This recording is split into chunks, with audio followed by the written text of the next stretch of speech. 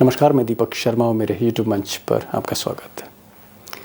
दोस्तों, पिछले 10 साल में पहली बार यानी 2014 के बाद पहली बार मोदी जी के सेनापति, मोदी जी के चाणक्य अमित शाह भारी मुसीबत में फंस गए, बुरी मुसीबत में फंस गए। और बहुत जिम्मेदारी के साथ कह रहा हूं कि आने वाला समय अमित शाह के लिए उनके करियर का सबसे मुसीबत भरा समय होने जा रहा है, क्योंकि अब जो मामला है अमित शाह का, ये अमित शाह वर्सेस अपोजिशन नहीं है।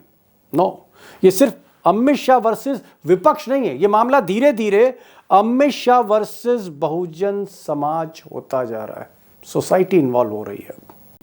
और सच्चाई यह है कि अमित शाह ने जिस तरह से अंबेडकर पर बयान दिया पार्लियामेंट में, जिसके बाद बवाल मच गया, पूरा विपक्ष एक हो गया, उन्होंने कहीं ना कहीं बीजेपी का बड़ा वोट बैंक, जिस पर आरएसएस ने 30-40 साल खर्च कर दिए, जो वोट बैंक हासिल किया था, ओबीसी, ईबीसी, दलित, जी हाँ, शेड्यूल कास्ट और शेड्यूल ट्राइब, एक बड़ा वोट बैंक, वो वोट बैंक पर डेंट लग रहा है। जी हाँ, डेंट लग रहा है। और इसलिए लग रहा है क्योंकि विपक्ष के अलावा जितने भी अंबेडकर, जी हाँ, जितने भी दलित संगठन हैं, जितने भी पिछड़े संगठन हैं, वो लामबंद हो रहे हैं। देश में उग्र आंदोलन हो रहे हैं।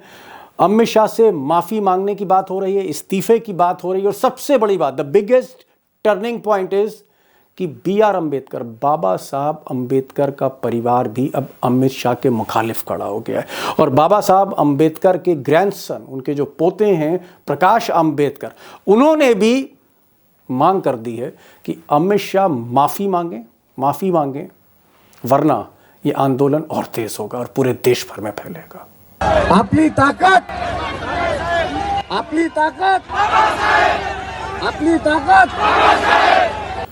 दोस्तों, जैसे मैंने पहले कहा कि मामला सिर्फ अमित शाह तक सीमित नहीं, बल्कि कहीं ना कहीं पार्टी का जो कोर वोट बैंक है, उसमें भी ऐसे लग रहा है जैसे सेंध लगती चली जा रही हो, अगर ये मामला संभला नहीं।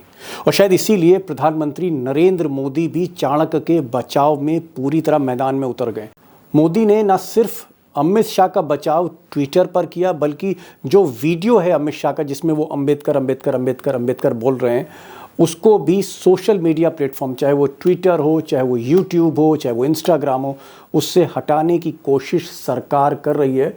और मुख्य धारा की मीडिया को भी मैनेज किया जा रहा है डैमेज कंट्रोल में। लेकिन सच्चाई ये है कि मामला कहीं ना कहीं मोदी के हाथ से भी निकलता दिख रहा है, आउट ऑफ कंट्रोल।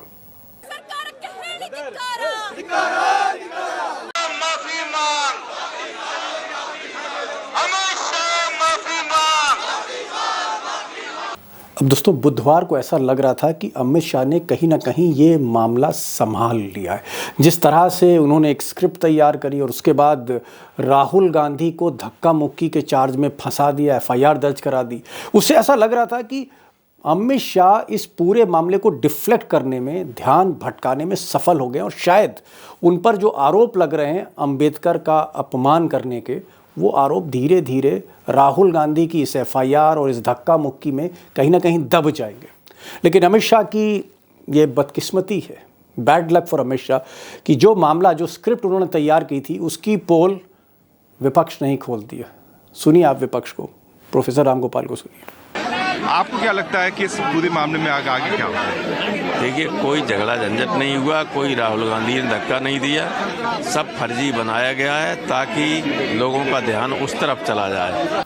अब दोस्तों, अमित शाह ने कोशिश तो करी कि भाई एक स्क्रिप्ट तैयार की जाए और इस मामले में भी बचाव किया जाए और ध्यान भी भटका दिया जाए, राहुल गांधी पे फोकस कर दिया जाए, लेकिन उन्हें कामयाबी नहीं मिली।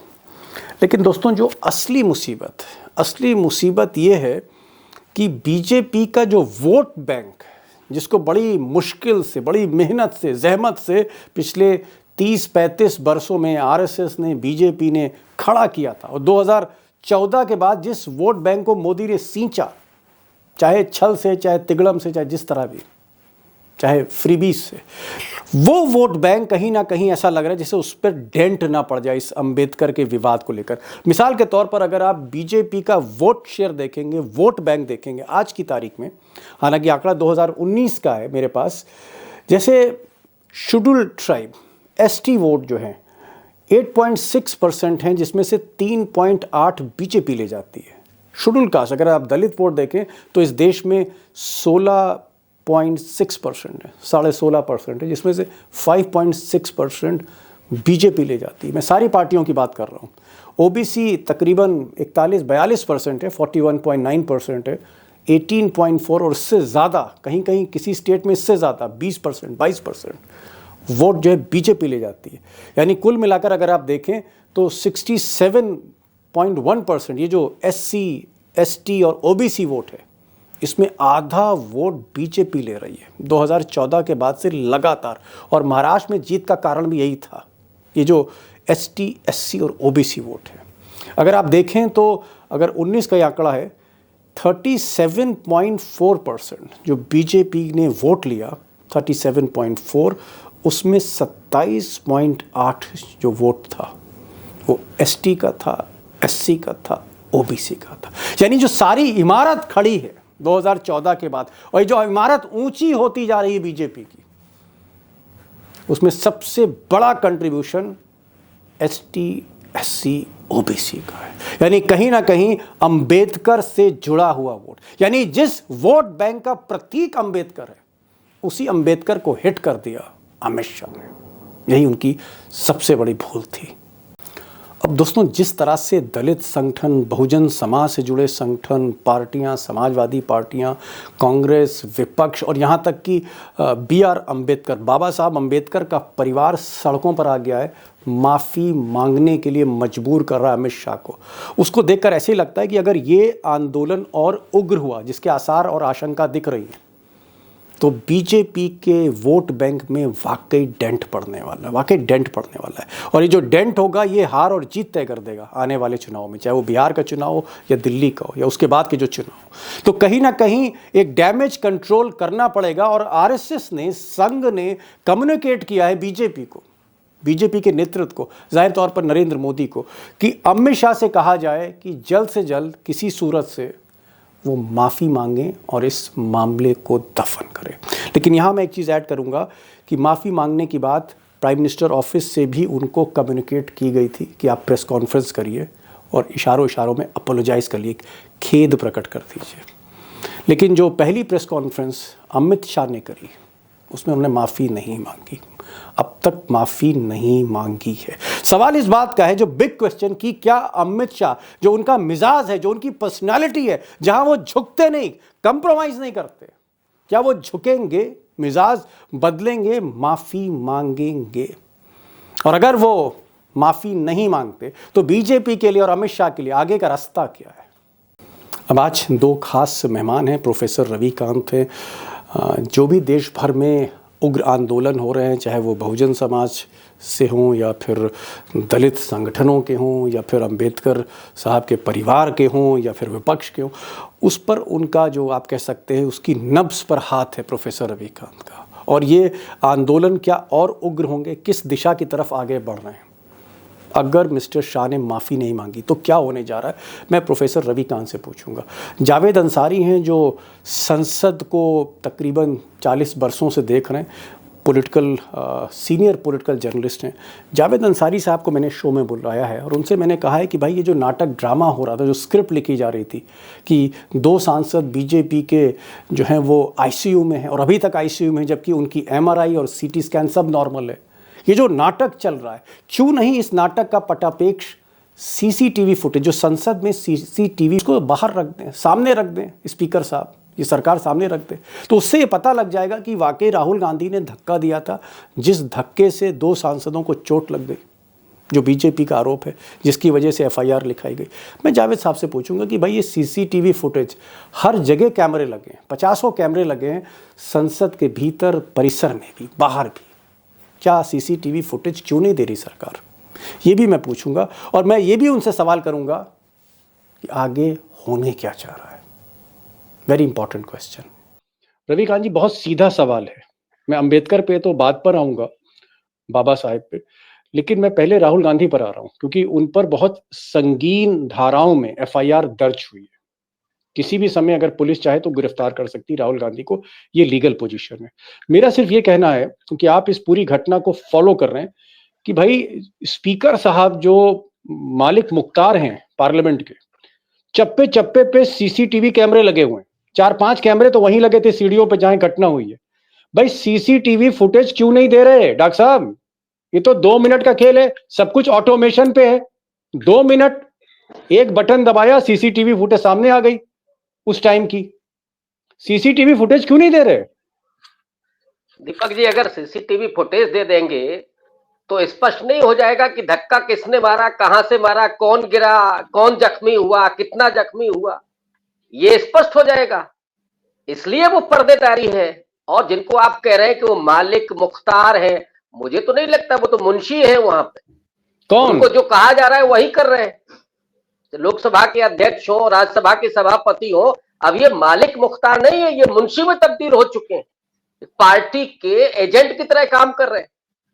तो वो क्यों, उनकी सारी जिम्मेदारी है। आप जो कह रहे हैं बिल्कुल वाजिब है कि पार्लियामेंट के भीतर, पार्लियामेंट के कैंपस में जो चल रहा है, जो हो रहा है, उसकी सारी जिम्मेदारी और सारा अधिकार क्षेत्र उनका है।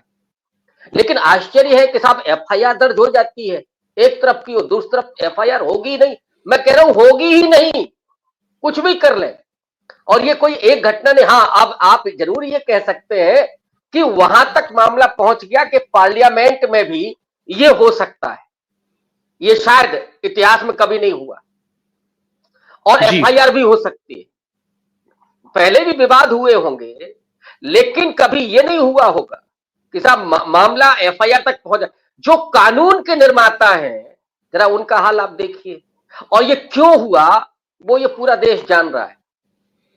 ये तो आप क्या कह रहे हैं कि सीसीटीवी फुटेज, चलिए मान लिया स्पीकर से भी ज्यादा बड़े प्रधानमंत्री हैं या गुजरात लॉबी है, तो क्या गुजरात लॉबी सीसीटीवी फुटेज आने नहीं देगी? मान लिया, चलिए, वैसे तो स्पीकर ही मालिक मुख्तार है, लेकिन आप कह रहे हैं कि भाई स्पीकर से इस वक्त ज्यादा ताकतवर जो है अमित शाह ही है, तो क्या अमित शाह सीसीटीवी फुटेज आने नहीं देंगे डॉक्टर साहब? दीपक जी, जो क्रोनोलॉजी है अमित शाह जी की, मैं पूरे देश की बात कर रहा हूं। ये मामला अभी ऐसे ही 15 दिन, 20 दिन, 25 दिन पड़ा रहेगा, और उसके बाद ये कह दिया जाएगा कि साहब वो डिलीट हो गई, फिर वो कभी मिलेगी नहीं। और ये मैटर भी यूं ही पेंडिंग में पड़ा रहेगा। गिरफ्तारी की हिम्मत नहीं है। राहुल गांधी को गिरफ्तार कर लेंगे तब तो फिर कांग्रेस पार्टी की बल्ले बल्ले हो जाएगी, और मोदी जी का क्या होगा, अमित शाह का क्या होगा। ओके। दरअसल ये मामला सिर्फ पॉलिटिकल नहीं है, ये सोशली भी बहुत तेजी से आग पकड़ रहा है।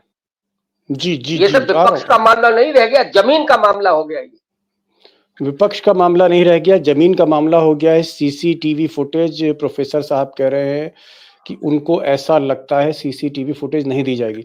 जावेद साहब, आपने पुरानी संसद भी देखी, नई संसद भी देखी। पुरानी संसद से 5 गुना ज्यादा कैमरे नई संसद की बिल्डिंग में लगे हुए, कैमरे ही कैमरे हैं वो। तो इतने कैमरे हैं हर तरफ, चप्पे चप्पे पे सीसीटीवी, 24 घंटे वो कैमरे चलते रहते हैं सीसीटीवी के। अरे भाई, उसमें फुटेज देना तो जावेद साहब, ये तो बहुत आम सी बात है। अगर कुछ छोटी सी घटना भी होती, तुरंत सीसीटीवी फुटेज आ जाती है। अभी हमने देखा जब वो कुछ युवा घुस गए थे पार्लियामेंट में, सारी सीसीटीवी फुटेज आ गई थी। तो सीसीटीवी फुटेज क्यों नहीं दी जा रही है? सीसीटीवी फुटेज इसलिए नहीं दी जा रही है क्योंकि सारा पर्दाफाश हो जाएगा। जो सच है वो सबके सामने आ जाएगा। ये जो एक झूठ का पुलिंदा बनाया जा रहा है सबको कि उन्होंने धक्का दिया, गाली दी, औरतें कह रही कि हमें तो हमारे बिल्कुल करीब आके खड़े हो गए थे, हम बड़ा इनसिक्योर फील कर रहे थे, वो सब का पता चल जाएगा कि उस सच क्या है और झूठ क्या है, किसने किसको धक्का दिया, कैसे गिरे, गिरे नहीं गिरे, कोई किसी के पास खड़ा हुआ नहीं खड़ा हुआ, किसने हुड़दंग मचाया, किसने पहले से वहां कौन इकट्ठा था, अंदर नहीं घुसने दे रहा था लोगों को, प्रियंका गांधी के साथ कैसे प्रियंका गांधी को के साथ बदतमीजी बदसलूकी की गई, ये सारी चीजें खुल के आ जाएंगी। और फिर ये जो अटेंशन डाइवर्ट करने का जो षड्यंत्र है वो फेल हो जाएगा। तो इसलिए नहीं आएगा, कभी नहीं आएगा। मैंने पार्लियामेंट सन 84 में पहली बार कवर किया था। ओके, 1984 जी, मैं पहले भी आपको मैं देख चुका हूं, कुछ कभी हाथापाई तो नहीं इतनी, लेकिन ऐसी नौबत आ गई, कपड़े उपड़े फट चुके हैं। लेकिन कभी ऐसा हो जाए कि मारपीट की नौबत आ जाए और उसके बाद पुलिस पे एफआईआर, आपको पता है ना, प्रधानमंत्री नहीं, स्पीकर ऑफ द लोकसभा इस पार्लियामेंट की परिसर का मालिक है, वहां उसका हुक्म चलता है, उसका रेट चलती है साधारण तौर पे नॉर्मली। लेकिन अब आप तो ये तो अब नॉर्मल टाइम्स है, यहाँ हमको पता है कि किसका हुक्मनामा चलता है। उनको बता दिया गया है कि नहीं, कुछ नहीं करना है, कोई आत्मा अंतरात्मा की आवाज नहीं, हमारी आवाज है। और तो यही आपका जो क्या मानना है, अगर आप 1984 मुझे लगता है कि अगर 1984 में आप पहली बार पार्लियामेंट गए जावेद साहब, तो 85 हाँ, 1985 में 1985, तो इसका मतलब ये है, मैं ये मानूं तकरीबन 40 साल का पीरियड हो गया। इतने पुराने नेता तो बहुत कम होंगे, 4-5 नहीं होंगे। मोदी जी भी अभी सन 2000 के बाद ही पार्लियामेंट पहुंचे हैं। मैं ये पूछ रहा हूं आपसे, मैं ये पूछ रहा हूं कि क्या एफआईआर नहीं होनी चाहिए थी, गलत था, ये परंपरा नहीं है भाई? थोड़ी सी धक्का मुक्की अगर मान लिए हो भी गई, एफआईआर का मकसद क्या था? मकसद ये था क्योंकि अटेंशन डाइवर्ट करो, राहुल गांधी को डिफेम करो। और देखिए, पॉलिटिकल मसले पॉलिटिकली सुलझाए जाते हैं। पार्लियामेंट एक ऐसी जगह है जहां पुलिस थाना ये सब चीजें नहीं होती हैं। वहां बैकडोर नेगोशिएशन से स्पीकर की मध्यस्थता होती है, चेयरमैन की मध्यस्थता होती है, दोनों तरफ से सीनियर मेंबरान की मध्यस्थता होती है और बातचीत करके मसले सुलझ जाता है। यहाँ तो बिल्कुल संवाद ही नहीं है, यहाँ तो बिल्कुल it is a fight, battle to the end now. अब ना ये सब माहौल जब कार्यकाल समाप्त होने के करीब होता है तब होता है। ये तो शुरू के दिनों में हो गया है। अब जब आपको इतनी ज्यादा नफरत है एक इंसान से, उस पर आपने दुनिया भर के मुकदमे लगा दिए, पहले उसकी सदस्यता निकाल दी थी, वो जनता ने उसको डबल वोट से भेज दिया, यहाँ 2-2 जगह से भेज दिया, तो अब आप उस पर एफआईआर लगा रहे हैं।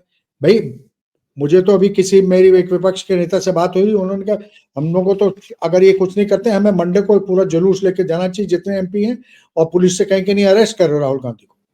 वो ये भी कह रहे हैं कि ये इस मसले को ये मसला सिर्फ पार्लियामेंट के परिसर में नहीं रह गया है, बाबा साहब का जो अपमान हुआ है ये एक बहुत बड़ा सोसाइटल इशू बन गया है। लोगों को गांव-गांव में हर नुक्कड़ पे लोग बात कर रहे हैं, इसका बड़ा सबसे ज्यादा इसी की चर्चा हो रही है। ये बड़ी बात लोग, ये 1 मिनट, और लोगों का ये कहना है कि इनको किसी बड़े नेता को अमरण अनशन पर बैठ जाना चाहिए, कि सिर्फ माफी से काम नहीं चलेगा जब तक इस्तीफा नहीं हो, ताकि आने वाला कोई और तानाशाह ऐसा अपमान न कर सके, ऐसी हिमाकत ना कर सके।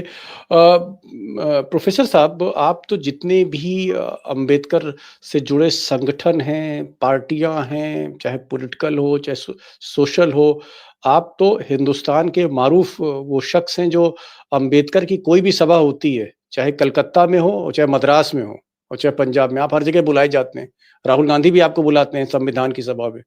ये बताइए कि असली इशू जो अमित शाह का था, जहां पर उन्होंने अंबेडकर जी के बारे में, बाबा साहेब के बारे में कुछ ऐसी बातें की जिनसे लोगों का दिल चुभा, क्या ये मसला और बढ़ेगा अगर अमित शाह माफी नहीं मांगते हैं? आप लोगों की डिमांड क्या है? आप अपनी डिमांड रखिए पहले, आप क्या चाहते हैं? देखिए दीपक जी जो कल हुआ, मैं पहले एक बात उस पर बोल दूं, उसकी पूरी जिम्मेदारी अमित शाह की है, और इसलिए है कि इस देश के संविधान निर्माता डॉक्टर अंबेडकर का अपमान करने वाले अमित शाह से एक मांग की गई थी कि आप माफी मांग लीजिए। और ये सिर्फ विपक्ष नहीं चाहता है, आप सोशल मीडिया उठाइए, ट्विटर उठाइए, कुछ भी उठाइए, लगातार लोग ये डिमांड कर रहे हैं कि अरे भाई आपकी भावनाएं आहत होती हैं, हमारी भावनाएं नहीं है क्या, ये लोग कह रहे हैं। और अगर आपने लोगों की भावनाएं आहत की हैं तो माफी मांगने में क्या हर्ज है? माफी मांग के कोई आदमी छोटा होता है क्या? तो कल जो भी हुआ है उसकी सारी जिम्मेदारी अमित शाह के सिर पर जाती है। अब आप राहुल गांधी को अपराधी घोषित कर दें या कुछ भी कर दें।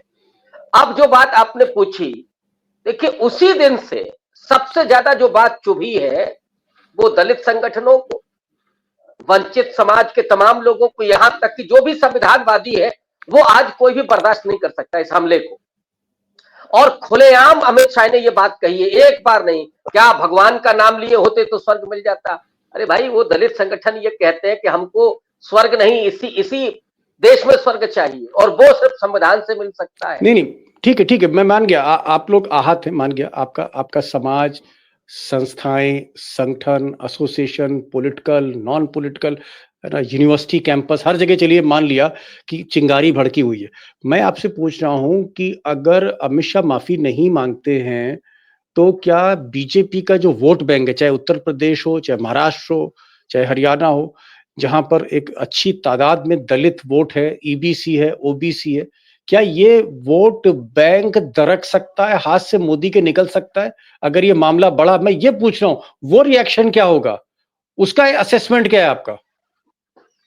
उसके पहले मैं आपको बता दूं, 25 दिसंबर को मनुस्मृति दहन दिवस बड़े पैमाने पर मनाया जाने जा रहा है और ये बहुत बड़े पैमाने पर होगा, पूरे देश में होगा। इसकी अनुगूंज जो होने जा रही है उसका मुकाबला अमित शाह कैसे करेंगे? और आने वाले चुनावों में देखिए बीजेपी का आधार क्या है, वो दलित वोट बैंक है, अति पिछड़ा भी है, ये सब आहत है इससे। और इसलिए मैं ये समझता हूं कि अगर अमित शाह ने माफी नहीं मांगी तो इस मुद्दे पर चुनाव के दौरान जब आप वोट मांगने जाएंगे तो क्या होगा? मायावती को भी आना पड़ा और ये कहना पड़ा कि अमित शाह को माफी मांगनी चाहिए, जो मायावती पहले दिन चुप बैठी। ये बताइए डॉक्टर साहब, ये बताइए, संविधान जो एक मुद्दा बन गया था, रिजर्वेशन एक मुद्दा बन गया था, संविधान की किताब एक मुद्दा बन गई थी लोकसभा में, जिससे बीजेपी को बहुत बड़ा नुकसान हुआ। क्या ये मुद्दा अंबेडकर जी का अपमान, और वो भी फ्लोर ऑफ द हाउस पे, क्या ये जो अमित शाह ने अपमान किया, संविधान से भी ज्यादा बड़ा मुद्दा है ये? बिल्कुल बिल्कुल, ये उससे बड़ा ब्लेंडर है और ये दिखाता है कि अमित शाह उतने ही अड़ियल है, तानाशाह है, जो डॉक्टर अंबेडकर का, हम मान लेते चलिए गलती से हो गया आपसे, लेकिन उस गलती को भी नहीं स्वीकार करेंगे क्या आप? और अगर नहीं करेंगे तो फिर खामियाजा भुगतेंगे। चुनाव में यही जो, अभी तो राहुल गांधी ने टी शर्ट पहनी थी, ये तो राहुल गांधी थे, अभी आपको वो नीले झंडे मिलेंगे जब आप चुनाव मैदान में आएंगे, जब आप राजनीति करने आएंगे, और उसमें जो आपको खामियाजा भुगतना पड़ेगा। कोई भी माफ करने के मूड में नहीं है। मैं पूरे देश में देख रहा हूं, वो लगातार ट्विटर पर देख रहा हूं, बिल्कुल भी कंप्रोमाइज करने के लिए तैयार नहीं है समाज। ये डॉक्टर अंबेडकर के स्वाभिमान सम्मान का मामला है, क्योंकि जो लंबे समय से हुआ वो सम्मान और स्वाभिमान ही मिला ना उसको संविधान से, इसलिए ये ब्लेंडर है, बड़ा ब्लेंडर है, संविधान से भी ज्यादा। लास्ट क्वेश्चन, मैं समझ गया डॉक्टर साहब, आप कह रहे हैं कि एक कदम पीछे आपका समाज नहीं हटेगा, दलित और पिछड़े नहीं हटेंगे, चाहे कुछ हो जाए, माफी मांगनी पड़ेगी। तो अब फाइनल क्वेश्चन तो फिर जावेद साहब से पूछें, भाई तजुर्बेकार आदमी है सियासत के, 40-50 साल से सियासत को देख रहे हैं। अब जावेद भाई बताइए दीजिए अंदर की बात, कि ये कह रहे हैं कि भाई जब तक माफी नहीं मांगेंगे मिस्टर शाह तो ये पीछे हटने वाले नहीं है, इनका आंदोलन बढ़ता जाएगा, और अगर आंदोलन बढ़ा तो जाहिर तौर पे जो दलित है, ईबीसी, अति पिछड़े हैं, ये भाजपा का दामन छोड़ सकते हैं, और 4 महीने पहले छोड़ भी दिया था। मुझे बताइए कि अमित शाह माफी मांगेंगे? जावेद भाई ये तो बताइए, उनका व्यवहार है भाई, इन लोगों के स्वभाव में ये नहीं है। इन्हें ये लगता है कि हिंदुस्तान की बादशाहत, मिल्कियत इनके नाम लिख दी गई है, अगले 50 साल जिंदगी जब तक ये जीवित है राज करेंगे, और ये कुछ भी करें जनता चुपचाप बैठी रहेगी। लेकिन ऐसा है, धीमे धीमे करके घड़ा, पाप का घड़ा भरता है, और जब भर जाता है तो विस्फोट होता है। नहीं, आप मुझे आप मेरा स्ट्रेट क्वेश्चन है जावेद साहब, मैंने आपसे पूछा कि क्या मिस्टर अमित शाह माफी मांगेंगे। I am asking this question, सबसे एक्सपीरियंस्ड आप पॉलिटिकल जर्नलिस्ट हैं हम लोगों के बीच में, आप नहीं मानेंगे। मुझे लगता है अभी फिलहाल अगर ऐसे ही रहा तो नहीं मानेंगे, जब तक कि और प्रेशर नहीं बढ़ेगा संसद के अंदर और संसद के बाहर। जब और लोग समाज में आओ, थोड़ा गुस्सा, जब मसला और बिगड़ जाए, और जब तक कि कोई बड़ा नेता, ये सिर्फ देखिए नारा लगाने से और टी शर्ट पहनने से नहीं होगा, अब आ गया है कुछ सब कुछ लुटा के कुछ बचाने की नौबत। तो कोई अमर अनशन पे बैठे इसके, और सिर्फ माफी मांगने से क्या होता है? ठीक है, मुझे खेद हो गया, अगर लोगों को तकलीफ हुई है तो मुझे खेद हो गया, इससे क्या मतलब? माफी नहीं, इस्तीफा मांगना चाहिए। बहुत से मेरी विपक्ष के बहुत बड़े नेताओं से भी बात हो रही है, उनका सबका ये मानना है कि ये माफी से काम नहीं चलेगा, इस्तीफे की डिमांड करनी चाहिए। ओके, चलिए एक आखिरी एक कमेंट ले लेता हूं रविकांत जी का। रविकांत जी, जावेद अंसारी भाई सीनियर पॉलिटिकल जर्नलिस्ट हैं, ये कह रहे हैं कि अमित शाह झुकेंगे नहीं, माफी नहीं मांगेंगे। अब बताइए, अब आगे बताइए आप। वो कह रहे माफी नहीं मांगेंगे।